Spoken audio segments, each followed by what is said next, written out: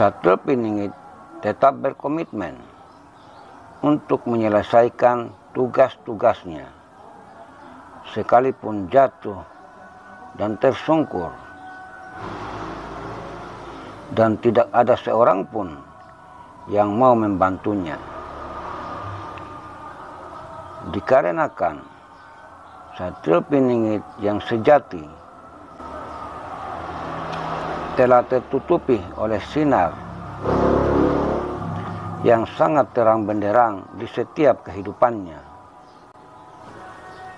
Satrio Piningit mewarisi jiwa yang suci yang didampingi oleh leluhur serta para malaikat, sehingga beliau mempunyai energi yang sangat dahsyat yang akan membawa perubahan besar bagi semua umat manusia di muka bumi ini, khususnya di Nusantara, dengan tidak memandang suku, agama, golongan maupun ras. Semuanya diperlakukan sama. Beliau senantiasa mendapat untayan kata yang tidak pantas dari musuh-musuhnya. Akan tetapi, di setiap perjalanannya, ia tidak mempedulikannya, meskipun musuh-musuhnya mengincar jiwa dan raganya. Dikarenakan semakin beliau terus melangkah untuk melaksanakan perintah dari Allah, Tuhan yang Maha Kuasa, maka semakin banyak pula penderitaan yang harus ia terima. Satrio Piningit paham bahwa beliau senantiasa didampingi oleh Allah, Tuhan yang Maha Kuasa. Beliau paham bahwasanya Allah, Tuhan semesta alam, tidak akan meninggalkannya, meskipun penderitaannya selalu datang silih berganti.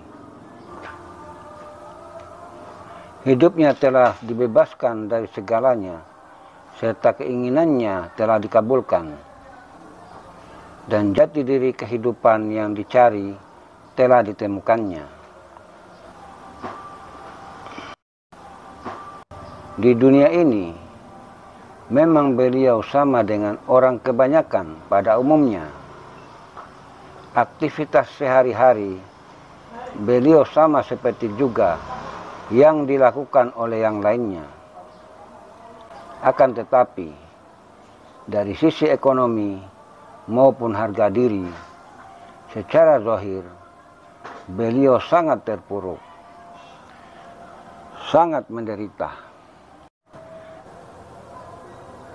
Apa yang beliau alami jauh berbeda dengan orang kebanyakan pada umumnya.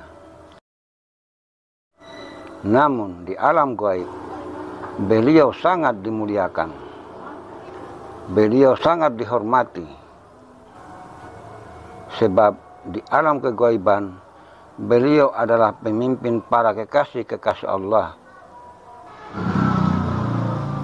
Bahkan para malaikat dan para leluhur, beliau sangat dimuliakan karena sukma beliau di alam gaib sebagai yang terpilih. Begitulah kedudukan beliau bila dibandingkan dengan roh-roh gaib yang ada di alam gaib. Namun di dunia nyata, secara kasat mata, beliau sama dengan orang kebanyakan pada umumnya.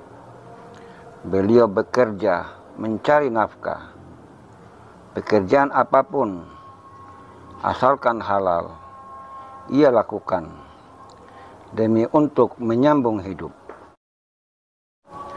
Namun, sampai hari ini, tidak ada seorang pun yang bisa menembus, yang bisa mengetahui di mana beliau berada.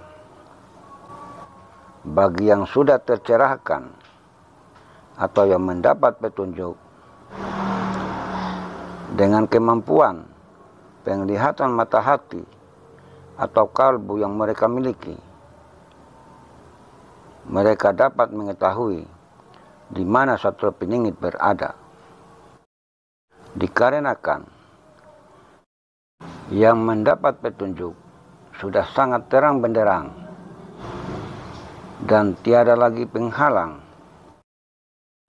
Penglihatan ini hanya sebagian orang yang terpilih atau yang sudah mendapat petunjuk serta hidayahnya. Sedangkan bagi orang kebanyakan atau orang yang awam, mereka tidak tahu sosok yang bernama Satria Piningit itu sebagai orang pilihan yang ditunggu-tunggu tersebut. Bahkan mereka tidak bisa membedakan mana Satria Piningit yang diutus oleh Allah, Tuhan yang Maha Kuasa, dan mana yang bukan. Sehingga terkadang bagi yang memanfaatkan kondisi seperti ini demi kepentingan pribadi yang sifatnya sesaat, terkadang mereka mengaku-ngaku di hadapan yang awam dengan sangat meyakinkan, seolah-olah dialah yang disebut, yang ditunggu-tunggu itu sebagai orang pilihan, sebagai Satria Piningit. Sedangkan arti daripada kata dipingit, yaitu tersembunyi, tidak kasat mata, tidak bisa dilihat oleh penglihatan secara zahir, yang disembunyikan atau yang dirahasiakan. Jadi, bila ada yang mengaku-ngaku sebagai Satria Piningit, ini bertentangan dengan nama atau julukan Satria Piningit itu sendiri. Dikarenakan yang dipingit tidaklah mungkin bisa dilihat secara kasat mata. Yang dipingit itu sangat tersembunyi dan sangat rahasia. Sedangkan Satria Piningit yang sesungguhnya tidaklah mungkin mengaku kepada kebanyakan orang. Satria Piningit tidaklah mungkin mengaku-ngaku kepada orang lain, sebab sejatinya beliau tidak tertarik, tidak ambisi untuk mencari nama, pangkat, serta jabatan. Beliau senantiasa dijaga serta dibimbing oleh Allah, Tuhan yang Maha Kuasa, dari perbuatan tercela, sehingga beliau selalu dalam lindungannya.